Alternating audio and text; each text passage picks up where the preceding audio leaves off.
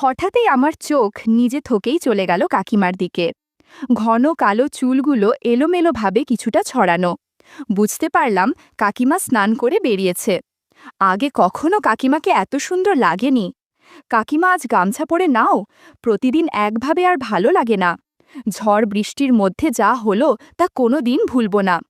আমি দীপ, inter second ইয়ারে পড়ি। স্যারের কাছে যাচ্ছি পড়তে। আজ খুব জোরে হাঁটছিলাম মনে হয়। স্যার পড়ান এক বন্ধুর বাড়িতে, যেটা স্কুলের কাছেই মাত্র 10 মিনিট দূরে। আমার বন্ধুর ডাকনাম কুণ্ডু। ওদের বাড়ি পৌঁছতেই নিচে দরজাটা পেরোলে একটা লম্বা লন পড়ে। সেটা পেরিয়ে কোনায় একটা সিঁড়ি। সিঁড়ি দিয়ে দোতলায় উঠলাম ধীরে ধীরে। সিঁড়ির ধারেই বাথরুম ওদের।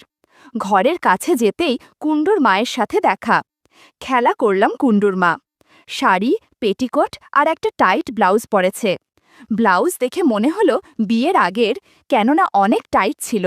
বিয়ের পর কুণ্ডুর মার স্বাস্থ্য ভালো হওয়ার কারণে এরকম হয়েছে।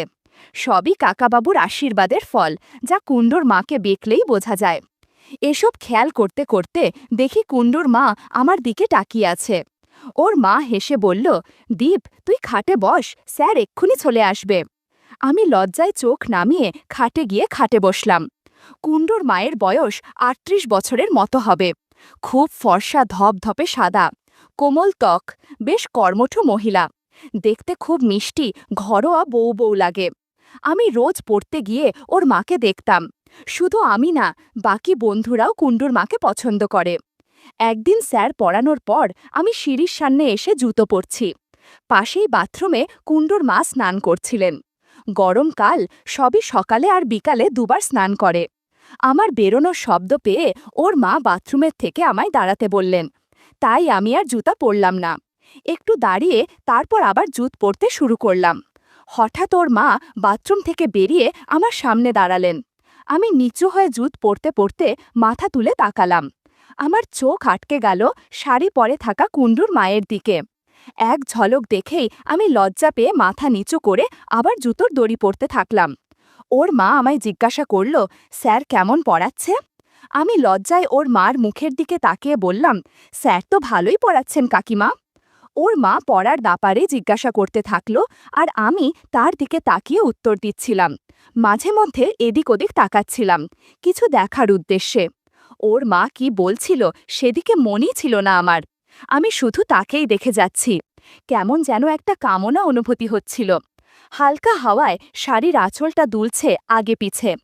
হঠাৎ আচমকা কাকিমার ডাকে আমার হুঁশ ফিরল। খেয়াল করলাম কাকিমা বলছে, কিরে, কি দেখছিস ওইভাবে তাকিয়ে? আমি মাথা নেড়ে বললাম, না না কাকিমা, কিছু না। কি জিজ্ঞাসা করছিলেন আপনি? ওর মা, বড্ড অন্যমনস্ক তুই, তখন থেকে তাকিয়ে দেখেই যাচ্ছিস আমার দিকে। আমি আর কথা না বাড়িয়ে সিঁড়ি থেকে নেমে গেলাম। বাড়ি গিয়ে স্নান করে নিলাম, আর কিছু শ্যাম্পু ফেললাম টয়লেটে। কিছু দিনের জন্য আমার পড়াশোনা, ঘুম সব মাথায় উঠল। কিছুতে মন বসত না। সারাক্ষণ শুধু কাকিমার কথা মনে পড়ে, আর অদ্ভুত সব চিন্তা ঘুরপাক খায়। কিছুদিন পরেই আরও এক ঘটনা। ওদের বাড়ির যেই ঘরে আমাদের স্যার পড়ায়, সেই ঘরের জানালা থেকে অন্য একটা ঘরের দরজার ভিতর অবধি সোজাসুজি দেখা যায়। সেরকমই একদিন স্যার পড়াচ্ছেন। আমি অন্য বারবার জানালার দিকে তাকাচ্ছিলাম, যাতে কাকিমার দর্শন পায়। হঠাৎই আমার চোখ নিজে থকেই চলে গেল জানালার দিকে। চোখে পড়ল কাকিমার দিকে। ঘন কালো চুলগুলো পিঠের ওপর এলোমেলোভাবে কিছুটা ছড়ানো। বুঝতে পারলাম কাকিমা স্নান করে বেরিয়েছে, ঘরেই ঢুকতে যাচ্ছে। ঘরে ঢুকে দরজার কাছে গিয়ে দরজাটা বন্ধ করে দিল। এক মুহূর্তের জন্য আমি অন্য জগতে হারিয়ে গেলাম। আমার পুরো জীবনটা আমি সার্থক মনে করছিলাম। এমন সময় সোজা জানালার দিকে তাকালেন, আর আমার চোখে চোখ পড়ে গেল কাকিমার। কাকিমার ওই রকম অবস্থায় আমি তাকিয়ে দেখছি দেখে কাকিমার স্বস্তিতে পড়ে গেল, আর দ্রুত দরজা বন্ধ করে দিল। ততক্ষণে আমার পড়াশোনায় আর মন বসছে না। সেই দিনের পর থেকে মনে হতে থাকলো, হয়তো কাকিমার সাথে বন্ধুত্ব করা দরকার। এই সুযোগে যদি গল্প করা যায় তাহলে তো ভালোই হবে। যেদিনই পড়তে যেতাম কাকিমার সাথে কথা বলার সুযোগ খুঁজতাম, কিন্তু ওরকম একা কাকিমার সাথে কথা বলার সুযোগ হয়ে উঠছিল না। আমি একটা বুদ্ধি বের করলাম। কুণ্ডুর বাড়িতে কখন অন্য স্যার পড়ান সেটা জিজ্ঞাসা করলাম। মনে মনে ভাবলাম, স্যার পড়ালে কাকিমা অন্য ঘরে একাই থাকবে, আর দিনের বেলা কাকিমার স্বামী মানে কাকাবাবুও থাকবে না। কিছুটা ভয় করছিল, কিন্তু ভাবলাম যা হবে দেখা যাবে। একদিন দুপুরে চলে গেলাম ওদের বাড়ি। যে ঘরে আমরা পড়ি সেই ঘরে যথারীতি অন্য স্যার পড়াচ্ছিল। আমি এরকম একটা ভাব করলাম যে আমি জানতাম না যে আজ আমাদের স্যার পড়াবেন না। পাশের ঘর থেকে কাকিমা বেরিয়ে এলো। কাকিমাকে বললাম, আমি ভুলে গেছিলাম যে আজ পড়া নেই। কাকিমা আমার দিকে তীর্যক দৃষ্টিতে তাকালো। আমি বললাম, ঠিক আছে, তাহলে আমি বাড়ি যাই। এমন সময় কাকিমা আমার হাতটা ধরে বলল, এত রোদে এলি, একটু যাস না, একটু বিশ্রাম করে যা, আয় এই ঘরে এসে বস। মনে মনে একটু খুশি হলাম, কারণ আমার প্ল্যান কাজ করেছে। ঠিক যেটা চেয়েছিলাম সেটাই হলো। কাকিমাকে একা পাচ্ছিলাম না যে কথা বলবো, আজ পেলাম। আজ আমি আর কাকিমা একই ঘরে দুজনে বসে আছি। আজকের দিনেও খুব রোদ উঠেছে, বেশ গরম। কাকিমা একটা স্লিভলেস ব্লাউজ আর একটা হালকা শাড়ি পরেছেন, বেশ আকর্ষণীয় লাগছে। এই গরমে আমি খাটে বসেছিলাম। কাকিমা আমাকে এক গ্লাস ঠান্ডা জল দিল। জলটা হাত বাড়িয়ে দিতেই হাতে কালো চুল দেখতে পেলাম। মনে হলো কাটেনি অনেকদিন, তবে চুল আমার ভালোই লাগে। আমি যে কাকিমার হাতের চুলের দিকে দেখছি সেটা কাকিমা বুঝল, কিন্তু আড়ালো করল না। আমাকে জল দিয়ে বলল, কিছুক্ষণ বস, একটু ঠান্ডা হয়ে নে, তারপর যাস। আমি অল্প অল্প করে জলটা খাচ্ছিলাম। কাকিমা তখন তেমন কোনো কাজ করছিল না, ঘরে কিছু জামা কাপড় গোছাচ্ছিল। আমি জিজ্ঞাসা করলাম, কাকিমা, আপনার স্নান হয়ে গেছে?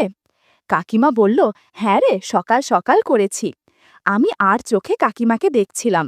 কাকিমা জিজ্ঞাসা করল, তোর পড়াশোনা কেমন চলছে? আমি বললাম, আর পড়াশোনা, পড়াশোনা তো করতেই পারছি না, মনই বসে না। কাকিমা জিজ্ঞাসা করল, সে কি, কেন রে? আমি মনে মনে ভাবলাম, এই সুযোগ আগের দিনের কথাটা বলি। আমি বললাম, সারাক্ষণই তোমার কথা ভাবি। কাকিমা ভুরু কুচকে আমার দিকে তাকালো, মুখ বেঁকিয়ে বলল, কেন রে, এত কি ভাবিস আমাকে নিয়ে? আমি চুপ করে রইলাম। কাকিমা বলল, এই বয়সে এত চিন্তা করলে পড়াশোনা হবে কি করে? আমি আবার বললাম, কিছুতেই পড়াশোনায় মন বসছে না। কাকিমা বলল, দুষ্টু বুদ্ধি মাথায় থাকলে তো মন বসবে না। আমি মনে মনে ভাবলাম, এবার বলি যে কাকিমা আমার সাথে গল্প করবে। অনেক ভেবে বললাম, দেখো না, যদি কিছু গল্প করা যায়। কাকিমা চোখ খুঁড়িয়ে আমার দিকে তাকালো, বলল, কিছু গল্প করা যায় মানে? বন্ধুরা, তোমরা বুঝেছ তো কি গল্প? আমি বললাম, সেদিন যে তোমার সাথে কথা হচ্ছিল। কাকিমা বলল, হ্যাঁ তো। আমি বললাম, আমি কিন্তু তোমাকে খুব ভালোবাসি। কাকিমা বলল, আমি কিন্তু তোর মার বয়সী। আমি বললাম, ভালোবাসা কি বয়স মেনে হয়? এবার কাকিমা হেসে ফেলল, বলল, বাবা ছেলে তো ভালো কথাই বলে। তা ভালোবাসিস সেটা না হয় বুঝলাম, কিন্তু আমার থেকে তুই কি চাস? আমি তো সে কথা সোজাসুজি তো বলতে পারবো না, তাই বললাম, কাকিমা, তোমাকে সেবা করতে চাই। কাকিমা আবার হেসে ফেলল, একটু বেশি হাসলে, হাসতে আমার দিকে তাকিয়ে বেশ কিছুক্ষণ কিছু একটা ভাবল। তারপর বলল, সেবা যে করবি তার জন্য তো ধৈর্য লাগে, তুই পারবি নাকি? কথাটা আমার কাছে প্রশ্নের মতো শোনাল। আমি বললাম, কেন পারবো না? তোমার সেবা যত্ন করলে আমার খুব ভালো লাগবে। কাকিমা এক দৃষ্টিতে তাকিয়ে আমার দিকে এগিয়ে এলো। হঠাৎ পিছন ফিরে দরজার দিকে একবার দেখল, দরজাটা কিছুটা খোলা। কাকিমা দরজা বন্ধ করে দিল। আমি মনে মনে ভাবছিলাম, এবার নিশ্চয়ই কাকিমা আমার সাথে গল্প করবে। এই মুহূর্তর জন্যই আমি এতদিন অপেক্ষা করছিলাম। কাকিমা আমাকে বলল, ঠিক আছে, গল্প করি, তবে জাদুর লাঠি নিয়ে গল্প করতে হবে। তার আগে হাতের জলের গ্লাসটা পাশের টেবিলে রেখে দে। আমি গ্লাস রেখে কাকিমার চোখের দিকে তাকিয়ে, কাকিমার চোখে একটা কৌতুক দৃষ্টি আমি দেখতে পাচ্ছিলাম। এই গরমে কাকিমার সাথে বেশ কিছুক্ষণ গল্প করলাম। কাকিমা অবাক হয়ে বলল, দীপ, তুই কত ভালো গল্প করতে পারিস রে। কাকিমা, তুমি আস্তে চেঁচামেচি করো, না হলে কুণ্ডু শুনতে পাবে, ওর পড়াশোনায় সমস্যা হবে। সেদিন ঘণ্টাখানেক আমরা গল্প দিয়েছিলাম। একটু খুশি হয়ে জিজ্ঞাসা করলাম, তাহলে কাকিমা, আবার পরের দিন আসবো নাকি? কাকিমা বলল, এখনই আমি বলতে পারছি না, যখন আমার মনে হবে আমি বলবো। আর হ্যাঁ, বাড়িতে গিয়ে স্নান করে নিস। আমি বললাম, ঠিক আছে। এই বলে আমি সেদিনকার মতো বাড়ি চলে এলাম। ওই দিনের পর থেকে কাকিমার কথাবার্তায় চলাফেরায় একটু পরিবর্তন এসেছিল। কাকিমা যখন স্যারকে চা দিতে আসতো তখন অনেকটা অগোছালোভাবে শাড়ি পরত। হাঁটা চলার মধ্যেও কেমন যেন একটা অদ্ভুত ভাব ছিল। চা দিয়ে আমার দিকে আড় চোখে তাকাতো, মুচকি মুচকি হাসত। আমিও সুযোগ খুঁজতাম কাকিমা ইশারার উত্তর দিতে আর কাকিমার সাথে কথা বলার। দেখতে দেখতে 1 সপ্তাহ কেটে গেল। গরমকাল পেরিয়ে বর্ষাকালের সময় আসছিল। বর্ষাকালে যখন তখন তুমুল বৃষ্টি হয়, মানুষ এদিক ওদিক আটকে পড়ে, পড়াও মাঝে মাঝে ক্যান্সেল হয়ে যায়। বৃষ্টির মধ্যে স্যার আসতে পারে না। ঠিক এরকমই একটা সময় আমি আর একটা সুযোগ পেলাম। এই সুযোগটাও হাতছাড়া করলাম না। বর্ষাকালে বৃষ্টি হলেই স্যার পড়াতে আসতেন না, আর কুণ্ডবাড়ির পাশেই একটা ক্লাবে খেলতে চলে যেত, এটা আমি জানতাম। এরকমই একদিন স্যারের পড়ানোর ডেটে সকালে তুমুল বৃষ্টি হলো। তাও দুপুরের দিকে বৃষ্টিটা একটু কমলে আমি চলে যাই কুণ্ডুদের বাড়িতে। স্যার যে ঘরে পড়াতেন সেই ঘরে আমি ঢুকলাম। দেখলাম ঘরের লাইট বন্ধ, অন্ধকার, কেউ নেই ঘরে। ঢোকার আওয়াজ পেতেই কুণ্ডুর মা পাশের ঘর থেকে চলে আসে। আমাকে দেখে চমকে যায়। কাকিমা বলে, দীপ, আজ তো স্যার আর পড়াবেন না, তুই জানতিস না? আমি না জানার ভান করে বললাম, না কাকিমা, আমাকে তো কেউ বলেনি, কুণ্ডুকে বাড়িতে দেখছি না। কাকিমা বলল, কুণ্ডু পাশের ক্লাবে খেলতে গেছে। আমি বললাম, তাহলে কি স্যারকে একবার ফোন করব? কাকিমা বলল, কর কর। আমি স্যারকে ফোন করলাম। স্যার যথারীতি জানালো যে আসছেন না। এত সব কিছুর মধ্যে হঠাৎই আবার খুব জোরে তুমুল বৃষ্টি হতে শুরু করলো। আমি কাকিমাকে বললাম, তাহলে আমি বাড়ি যাই। কাকিমা বারান্দা দিয়ে আকাশের দিকে তাকালো একবার, বলল, এত বৃষ্টিতে কি করে বাড়ি যাবি? বস কিছুক্ষণ, বৃষ্টি কমুক, তারপর না হয় বাড়ি যাস। কথা শুনে আমার একটু ভালো লাগলো। মনে মনে ভাবলাম, আজকে নিশ্চয় অনেক কিছু হবে। আমি কাকিমাকে জিজ্ঞাসা করলাম, কাকু বাড়িতে নেই? কাকিমা বলল, তোর কাকুর কোনো দিনই ছুটি নেই, ঝড় বৃষ্টি যাই হোক কাজে যেতেই হবে। আমি মনে মনে দারুণ খুশি হলাম, একটু হেসে ফেললাম। কাকিমা আমাকে লক্ষ্য করল যে আমি হাসছি।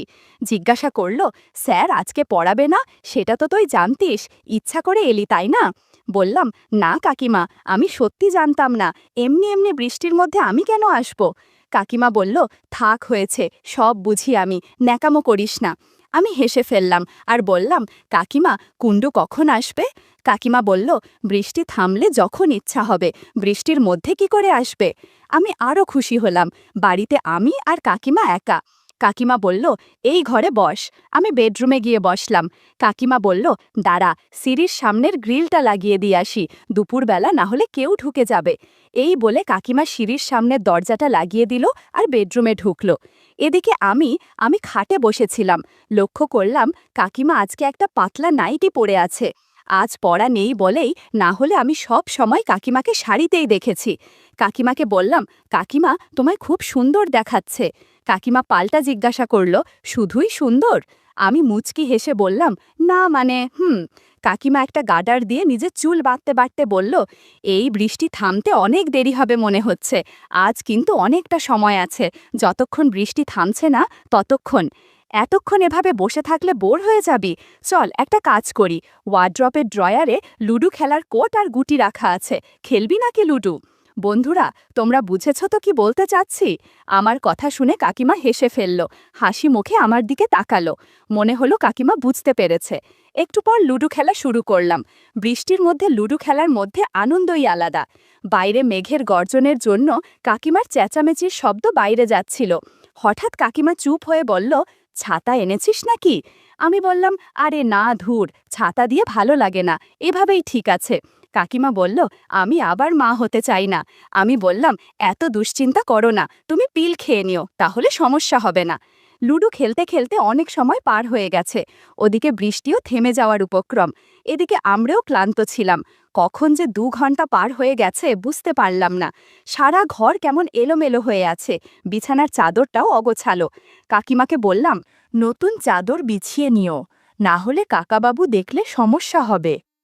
এরপর কাকিমা সব ঠিকঠাক করে নিজেকে গুছিয়ে নিলেন। আমি কিছুক্ষণের মধ্যেই রেডি হয়ে গেলাম বাড়িতে যাওয়ার জন্য। যাওয়ার আগে কাকিমাকে বললাম, আজ রাতটা এখানে থেকে গেলে ভালো হতো না? কাকিমা বলল, না বাবা না, তুই বাড়ি যা, আবার অন্য দিন আসিস। আমি কাকিমার কথা শুনে হাসতে হাসতে বাড়ির পথে রওনা দিলাম।